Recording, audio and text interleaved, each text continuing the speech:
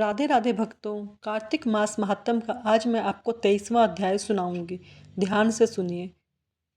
कार्तिक मास महात्म सुनने का बहुत ही ज़्यादा महत्व है। 23वां अध्याय। वर्णन का आंवला तुलसी जान, पढ़ने सुनने से कमल हो जाता कल्याण। नारद जी बोले, हे राजन, यही कारण है कि कार्तिक मास के व्रत उद्यापन में तुलसी की जड़ में भगवान विष्णु की पूजा की जाती है।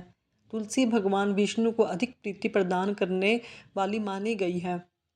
राजन, जिसके घर में तुलसी वन है वह घर तीर्थ स्वरूप है, वहाँ यमदूत नहीं आते। तुलसी का पौधा सदैव सभी पापों का नाश करने वाला तथा अभिष्ट कामनाओं को पूर्ण करने वाला है। जो श्रेष्ठ मनुष्य तुलसी का पौधा लगाते हैं वे यमराज को नहीं देखते हैं। नर्मदा का दर्शन, गंगा का स्नान और तुलसी वन का संसर्ग, ये तीनों एक समान कहे गए हैं।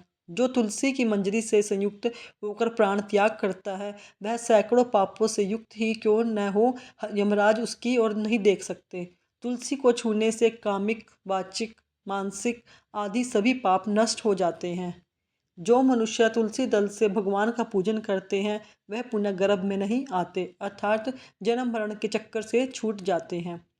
तुलसी दल में पुष्कर आदि समर्थ तीर्थ, गंगा आदि नदियाँ, विष्णु प्रभूति आदि देवता निवास करते हैं। हे राजन, जो मनुष्य तुलसी के काष्ठ का चंदन लगाते हैं उन्हें सहज ही मुक्ति प्राप्त हो जाती है।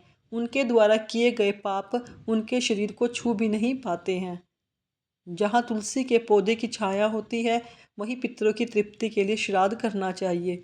जिसके मुख में, कान में और मस्तक पर तुलसी का पत्ता दिखाई देता है उसके ऊपर यमराज दृष्टि कभी नहीं डाल सकते, फिर दूतों की तो बात ही क्या है। जो प्रतिदिन आदर पूर्वक तुलसी की महिमा सुनता है वह सब पापों से मुक्त होकर ब्रह्मलोक को जाता है। इसी प्रकार आंवले का महान वृक्ष सभी पापों को नाश करने वाला है।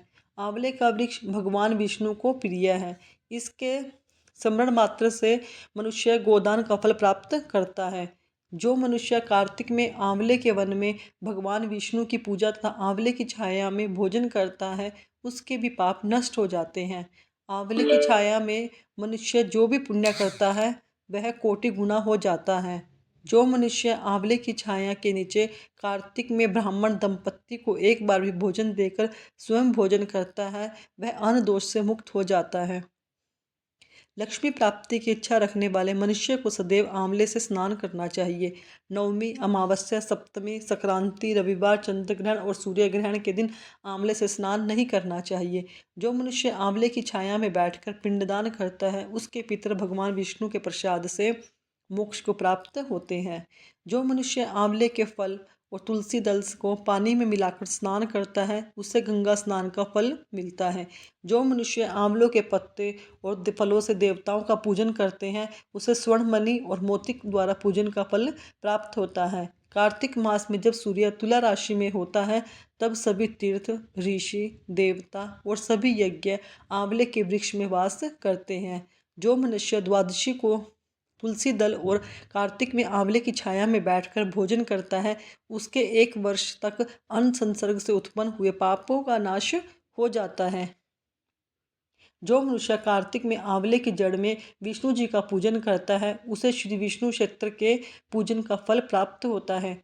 आंवले और तुलसी की महत्ता का वर्णन करने में भी ब्रह्मा जी भी समर्थ नहीं है, इसलिए धात्री और तुलसी जी का विजन्म कथा सुनने से मनुष्य अपने वंश सहित भक्ति को पाता है।